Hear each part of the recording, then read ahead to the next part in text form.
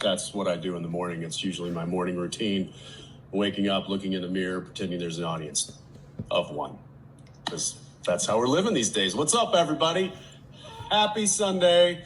Around the world, I know we've got people calling in or clicking in or whatever you call this from all over. So thank you for getting up early, staying up late, or turning off a game that I'm sure you're probably wanting to watch. I have my games set up right here on my iPad, so if I look this way, I'm just trying to keep up with the times. No, I'm super stoked to be here. I brought a friend. Shouldn't talk much, but sure looks good, doesn't she? Huh? Hey, what? I know. Yeah, we're just gonna do a little. You good? You need makeup? No? Happy? Okay, all right. Probably needs an oil change. Anyway, happy to be here, guys. Thank you for showing up. And I really can't wait to see you all in person someday soon. Hopefully sooner than later. I definitely miss that interaction and that connection and that and those smiling faces. So anyway, this will have to do, and let's get after it. I know we've come a long way as far as when we last saw each other, or if we have ever seen each other, in discussing what has recently aired. Now, for some of you, maybe you haven't seen, or maybe you haven't caught up, maybe you're not up to speed with what is played out there, what is aired out there. But I know that for most of you, we are all caught up with episode 1519, which just aired a few days ago. I just saw it as well, the final cut, a couple days ago, and I was happy. I thought we looked pretty great getting our asses kicked by God. But that was a fun day of filming, and I thought Rob did a fantastic job, and all around, Jake being there, and Alex, Jared, and the whole gang. So that was a lot of fun. We only have one more episode left. What could possibly happen? We've knocked off God, knocked off Billy. Death is gone. Lucifer's gone. Michael's gone. Who's left? It's just us. But that's what one more episode is here to tell you. So I can't wait to see what you guys think of that next episode. That's going to be a big one, and wraps the whole series up. And that's it. No more, no mas, until they call and say, "Hey, can we get that car back?" And then I'll say, "Ha ha, no." Anyway, let's take some questions. I know we've got limited time, and there's an unlimited amount of questions here. So I'm just going to start right off the bat with looks like a Nikki MB. Hey, Nikki MB, if you're out there. Nikki says, if Sam and Dean had been asked to assist on a case outside of the U.S., where would they have done it? And where would you have liked to film? Well, I think that Sam and Dean, they haven't gone outside the U.S. Very often. I know they went to Scotland that one time, but I don't know that they've been too far out of the continental U.S.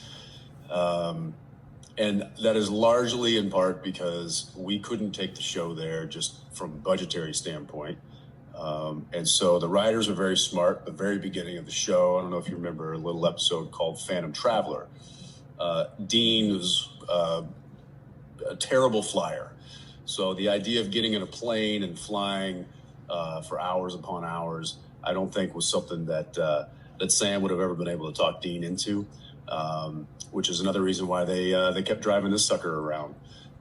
It made life a heck of a lot easier for Dean, and they were also able to bring the kind of things that they would need to fight whatever they were fighting.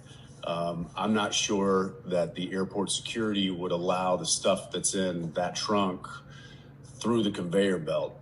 That would have been an interesting episode, though. And would I have liked to film it? Yeah, I would have. Where would we have liked to film it? Anywhere.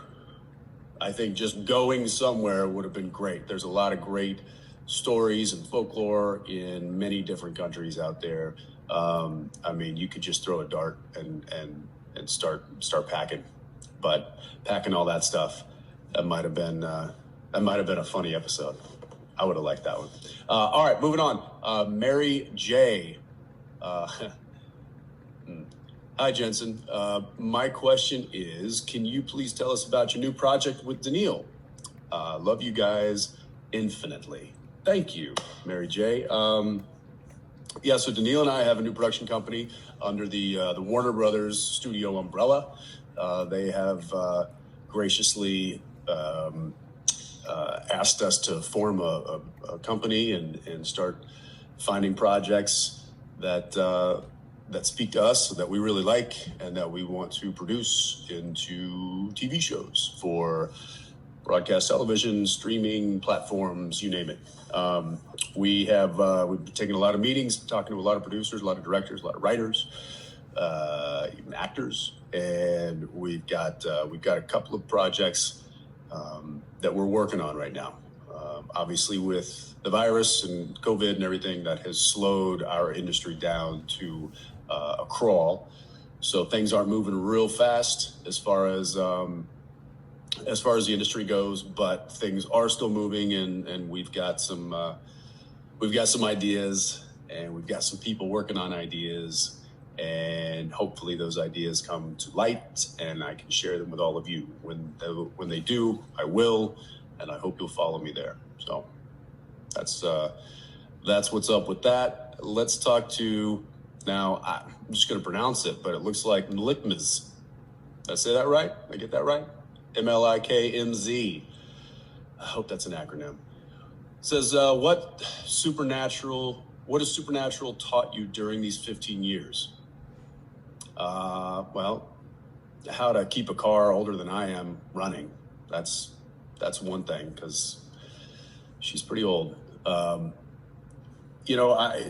had this conversation and had this question with another group of folks, and I would say that there's probably not a lot in my life that I've learned and has shaped me more than my experience over the past 15 years. It's been something that I never imagined in the best way possible. And it has given me lifelong friends, and it has given me lifelong lessons that I will be forever grateful. And yeah, to try and list a few, we would be here all afternoon. So just say that yes, it has changed me indefinitely. So all right, moving right along here. Anna Marie F.S. It's Anna Marie FSS. Here we go. She says, hey, I'm Anna from Brazil. What's your favorite song at the moment? Love you. Obrigado. Thank you, Anna. Favorite song at the moment? Ooh. I listen to a lot of music when I was filming and traveling, and I haven't been doing that a lot lately. It's been a lot of Disney movies with the kids, and a lot of pop music, dancing around in the living room. I try to throw on a Zeppelin record. I try to throw on some Allman Brothers, and it usually results in 3 screaming children wanting to hear somebody I don't listen to. So, but I don't know. Let's see. I'm gonna go into my little iPhone here, look and see what the last song that I downloaded would be. Well, no kidding. It's I don't know if you see that. Yeah. Soldier Boy, Elvis. There you go. Moving right along. Let's see. We've got Jewel Winchester. Juhl Winchester. All right. Hi, Jensen. I'm Juana. From Brazil. What was the funniest situation when you got lost in the role of Dean? Example, I woke up to hunt monsters. Funny situation. There were a lot of funny situations when it came to playing Dean or to being Dean on screen. But every day was kind of a funny situation. I don't think there was any situations that followed me home, if that's kind of what you're asking. If I dealt with personal situations that were like Dean, no, none really that were like of the supernatural world. I think if anything, it's just been since I've had baby home, just making sure that that engine turns over and that the muffler's not knocking and that those doors stay squeaking the way they are. That's important to me. So, all right, let's see. Moving on to Stephanie Ailman. Stephanie Ailman. She says, if you had the chance to do another crossover episode, which show would you want to be with and why? Can be live action or animated. So yeah, the only crossover episode we ever did was with Scooby-Doo. I know there was a lot of talk of doing a crossover episode with some of the other shows that were on the CW that had kind of a similar theme as Supernatural, or at least dealt with certain kinds of beings that we dealt with on Supernatural, but that never really happened, largely because of just a logistical nightmare. But another show. I mean, look, I think it would always be fun to cross over with The Walking Dead, but that ship may have sailed.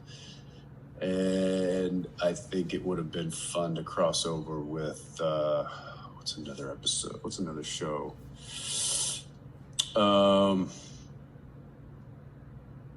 Yeah, I mean, look, I always thought we should have been with Vampire Diaries and should have helped send that show off into the sunset. And I don't know, maybe they can find a way to bring us back to the last few episodes of Walking Dead. All right. Soul the B-Day Girl. Any movie, series, or book to recommend us that you discovered in quarantine? In Argentina, we continue in isolation. Well, thank you, Argentina, because I have continued in isolation myself, unlike a lot of Americans who feel that there's some sort of political angle to a virus. I don't see how that could have been a worldwide conspiracy. So I am trying to follow the science and the data as much as possible. And me and my family have been locked down basically since March. And it's not easy. And to be honest, movies, TV shows, I've tried to finish shows that I started a while back and then just never had the time. So let's see, I'm just motoring through The Haunting of Hill House. I finished up, obviously, The Boys season 2, knocked that out pretty quick. Movie-wise, haven't been to the movies in a while. And usually the movies that I watch are generally kid-friendly. I'll give you a kid-friendly movie that I actually rather enjoyed. The Willoughbys. Thought that was pretty cool.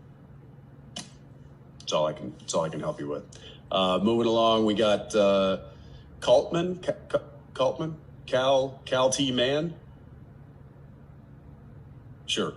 If you could go back to season 1, what would you tell yourself? Also, Thanks for the last 15 years. Well, thank you for watching. Thanks for chiming in. And if I could go back to season 1, what would I tell myself? That's a good question. Don't eat so much on camera, because they're gonna do that to you for the next 15 years. That was kind of on me. I probably should have paced myself a little bit more with Dean's eating habits, but you know, at the end of the day, I think it made for some good TV, so I'm not overly upset about that one.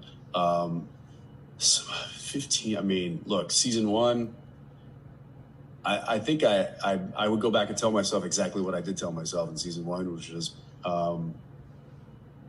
just keep your head down and do the work. And don't try to focus on, you know, if the show is going to continue, or if the show is getting good reviews, or what the critics are saying. Keep your head down, do the work. It's a good story. It's a good character. The fans are going to find it. So just keep motoring. And that's what I did. And here we are 15 years later. So I think I'd probably go back and just say that to myself, maybe a little bit more eloquently. There we go. All right, moving along. Samira Winchest. All right, another family member here. She says, hi, Jensen. I live in Iran. I'm so excited to see you. My question is, can you tell us about Soldier Boy and give us some information? Sure. So Soldier Boy, new character on The Boys that I will start playing in the new year. And one of the reasons why I've got this happening, I was asked to grow it out, and we'll see what happens. So yeah, it's getting to the point where I don't know if I can handle it, but so that's maybe they're just doing that as like a hazing thing for the new guy, but I'm gonna feel like Misha. I'm gonna be the new guy coming in season 3. He came in season 4, but still, it's gonna be weird. I'm going to call him and ask him, like, you know, what did you do? Tell me exactly what you did, because I don't want to do that. That's probably how that conversation will go. And then what else was getting? Yeah. So information. Soldier Boy. He was the original superhero in this particular world of superheroes. And if you're familiar with the show, you know that the superheroes in this particular show are not the most model citizens. They have their issues, and that is really what this show explores. And so I'm sure that I'll be dealing with a lot of really messed up issues with Soldier Boy. What those are, I have yet to see or read. I got my first script actually yesterday, and it was just kind of a basic introduction of the character. So it hasn't really peeled back layers just yet to where I get a good understanding of who he is. But I'll be doing that in the next few weeks, in the next coming months, trying to really dial in who this guy is and how messed up he is. So, all right, let's see, to Sid Stojov. Sid Stojov? I could be pronouncing that right. I'm gonna ask your question here. It says, who's been your favorite big bad on the show?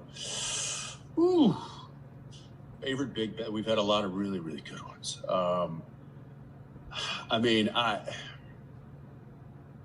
don't have a favorite. I'm gonna put it out there because I've got too many favorites. I mean, you could go down the list of Chuck and Billy and Amara and you know, there's again the Crowley, and the list goes on and on and on. I will say that there's one. I'll just pick one today. Let's go with Mark Pellegrino's Lucifer. I did often find myself doing scenes with him and forgetting my lines because I was watching his performance, and that's I think that's just a testament to Mark and how much fun he had playing that character. So definitely one of my tops. Okay, DLM Johnson. When you have a creative block, what's your go-to activity to work through it? Ooh.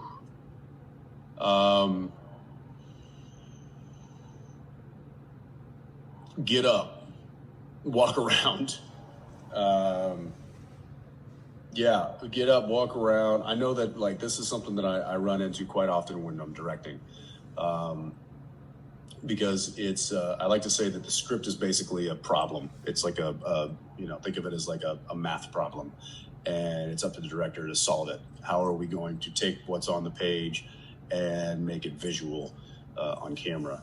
And so you have to kind of solve those problems on your own, and then you have to tell the people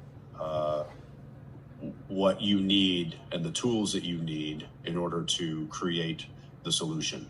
So in the problem solving process of directing, I certainly would run into kind of a lot of that creative block of like, what do I want to see here? How do I want to see it? How could I make that, the best shot? How could I make it efficient?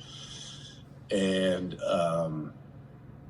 I would just a lot of times have to get up and walk around and pace. And if it just wasn't coming to me, then I'd just put it down and I'd walk away from it. And I'd go watch the TV for a little while, or I'd flip on a record, and I'd cook myself something or whatever. I think you just gotta get your mind off of situations. And generally, as soon as you stop thinking about what you're trying to figure out, the solution presents itself. So there you go. Thea loves you. That's your handle. Thea loves you.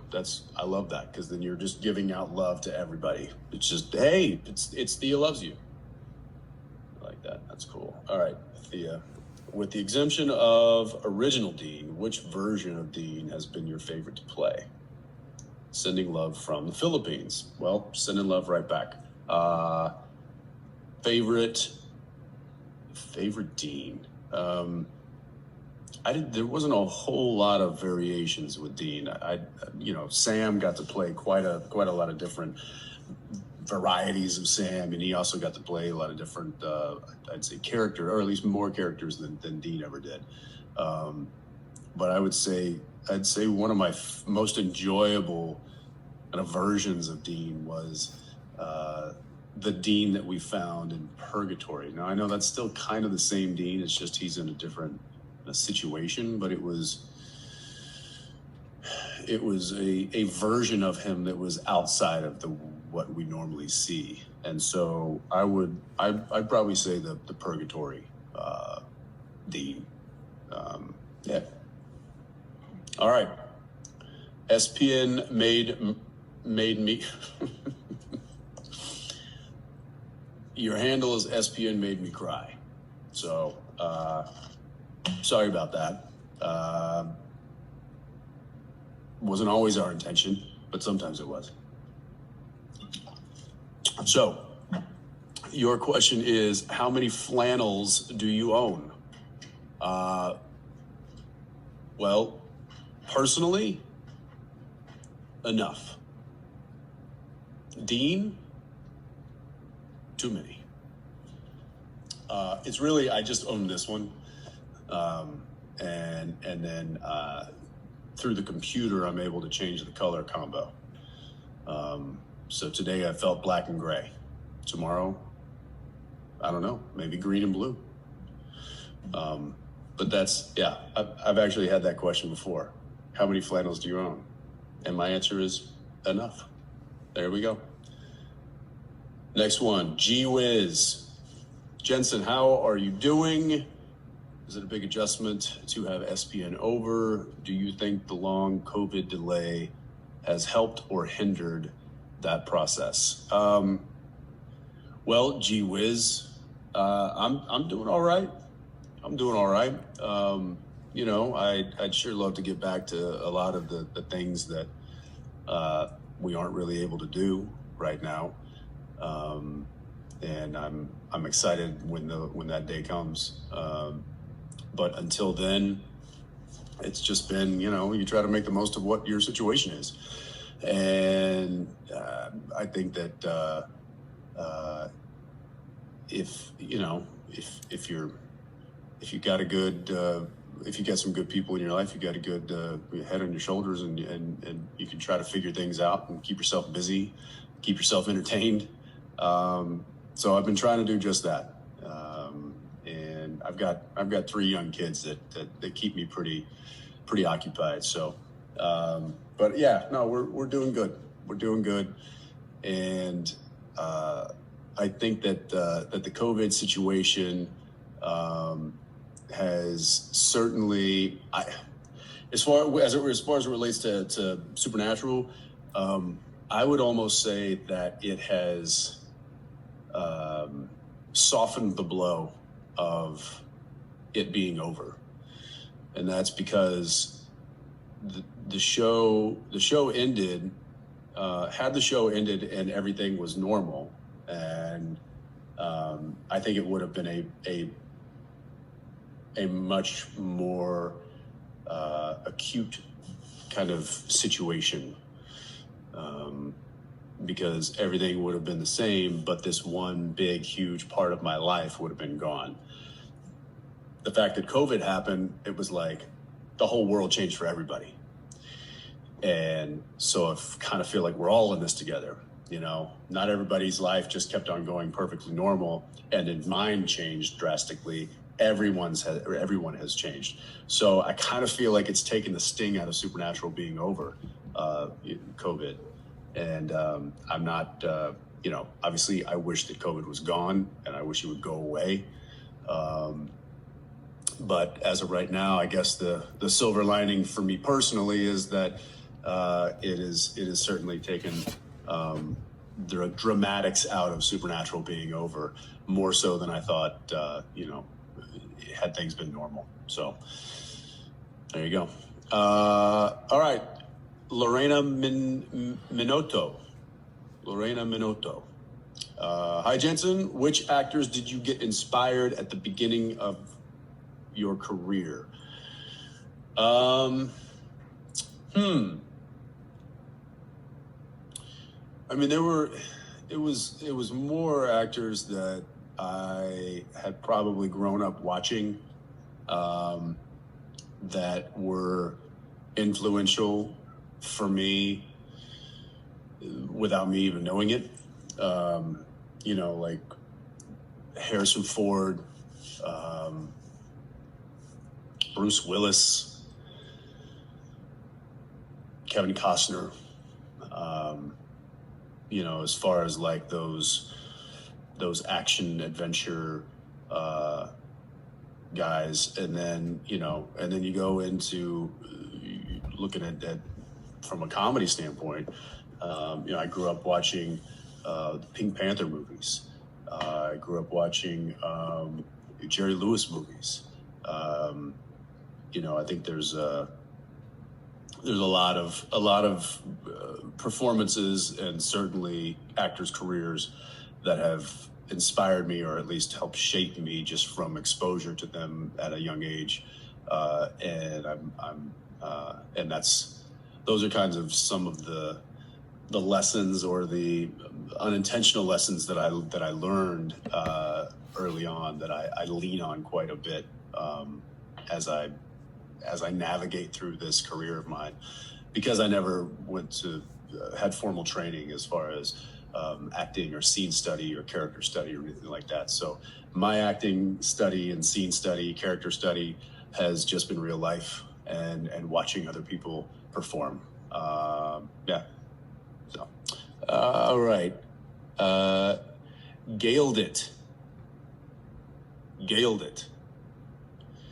Your question: what was the final day on set like? Did you and Jared do anything to celebrate? By the way, I see the comments happening here, but I can't read that fast. So I would love to no, I can't even read the usernames. So